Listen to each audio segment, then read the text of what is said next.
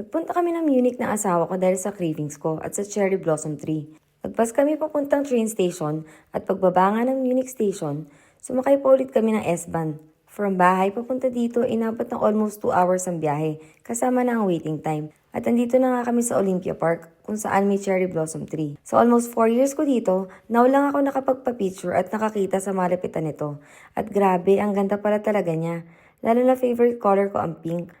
Para masulit naman ang punta namin, dumaan din kami sa BMW World dahil di pa nakakapunta dito ang asawa ko. At after nga nito, sumakay ulit kami ng S-Bahn papunta sa Marienplatz dahil nandun yung restaurant na may oysters. Pero syempre, bago pumunta doon, nag-Mueller muna kami dahil bumili ulit ng collection sa asawa ko. At syempre, di mawawala ang window shopping namin. So ito na nga, ginugol map ko na kung saan ba yung location na pupuntahan namin. At finally, ang pinakaantay ko, ang kumain ulit ng oysters. Bigla ko na-crave kasi nung in-upload ko yung video na nakain ako nito sa London.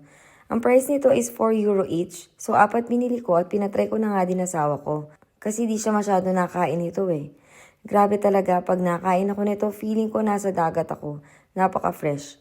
At bago nga kami umuwi, nag-lunch din muna kami sa Five Guys at minsan lang naman kami makakain dito. Worth it ang punta namin for the craving satisfied at gala sa off. So yun lang ang ganap. Bye!